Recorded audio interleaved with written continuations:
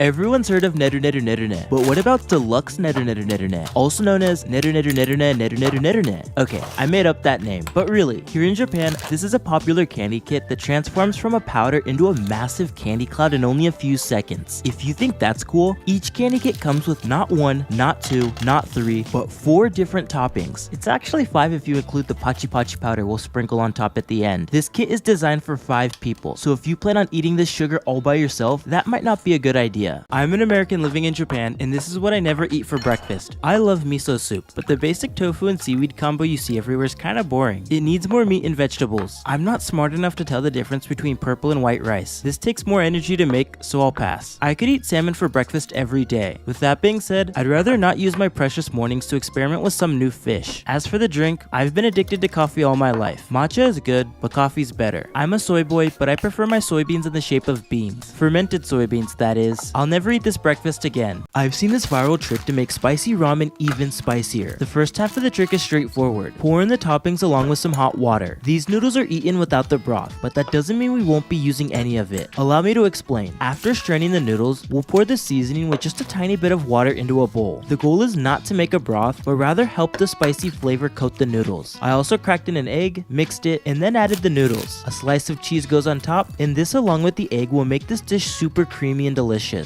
Now these are way spicier than I thought. This is udon. It's a Japanese style noodle that can be eaten either hot or cold. Today I went with cold, and I'd say that these are pretty standard toppings. More about that in a sec. First I like to pour a little water on top of the noodles to loosen them up. You'll especially want to do this if you're eating the dipping udon. These are little tempura bites. It's basically the bits that fall off tempura when frying. Next we have some green onions, and also this beautiful hot spring egg. Be sure to pour the sauce all over each and every ingredient. Some people in the comments think this egg is undercooked, but it's not. It adds a certain creaminess to the broth that takes it from a 7 to a 10 out of 10. And now all that's left to do is dig in. These are mini croissants. You've probably seen the trend where people roll them out and fry them until they're golden brown. I want to see what kind of dessert croissants I could make. In a pan with some butter, I placed a few down. This first one is going to get a coat of honey and start to caramelize when in contact with the heat. For the second one, I melted chocolate and will be using it to coat half of this batter. If you don't mind getting your hands dirty, try coating the whole thing. This third one is a mix of white chocolate and matcha powder. To no surprise, the two work very well together. And now here we have 3 beautiful croissants. Chocolate is my first pick, but how about you? This is the Cup Noodle Museum, and I'll be making my own noodles. After purchasing a cup from the vending machine, you can draw all over it. I was surprised to see that the noodles are not dropped into the cup. Instead, the cup is placed on the noodles so that they fit nicely and don't break. Next, you'll want to choose a seasoning and 4 toppings. There were so many to choose from. I'm pretty happy with spicy chili tomato. What toppings would you get? The staff will then slap a lid on and seal it with the machine. But wait, we're not done yet. Another layer of plastic goes on top, and now we put it through this easy bake oven. This will make the noodles last a bit longer. After it pops out, you've finished making your very own cup noodles. It's snack time. Luckily, I got my hands on these noodles. They're called yakisoba and are eaten without broth. The first step is to add the toppings, which I believe are cabbage and meat. Don't ask what kind of meat. Fill the bowl to the line with hot water and wait 3 minutes. If you're wondering how to strain the noodles, you'll want to use the built-in strainer in the corner. I love that it's mess-free. Go ahead and add the sauce as well as the spices. This is extra, but I can't help but drizzle a bit of Kewpie mayo and okonomiyaki sauce. I'll finish it off with some seaweed flakes and dried fish flakes. Look, they move. This took me the entire day to eat. This is jagariko. It's basically a potato chip in the shape of a fry. I saw this super viral trick on TikTok that can be done with either chips or real fries. You'll want to smash it into a powder, then add some water and potato starch. Once thoroughly mixed, we'll set it aside for a second. This is string cheese. It melts nicely, so I'm gonna place it in the middle of our mashed potato bowls. Make sure that the string cheese is fully covered. You can probably make around 4 to 6 bowls. I'll place all of mine on a sheet of foil. Now into the air fryer it goes. They should only take 5 or so minutes to develop a golden crust like this one. They taste great, and the best part has got to be the cheese pull. Perfect 10 out of 10. I'm asked every day if I can make something without using meat. Sure. The first dish that comes to mind is fried enoki mushrooms. First I'll break them apart and lightly rinse them off. I'll then let them rest in a bowl of mirin, sake, soy sauce, and sugar. After they absorb all the flavor, I'll coat them in potato starch. This will make them crispy when fried. Into the oil they go for around 3 to 5 minutes. I'll remove them and then sprinkle some salt as they cool. Wow, take a look at that. Fried enoki mushrooms are packed with flavor and make a great side dish.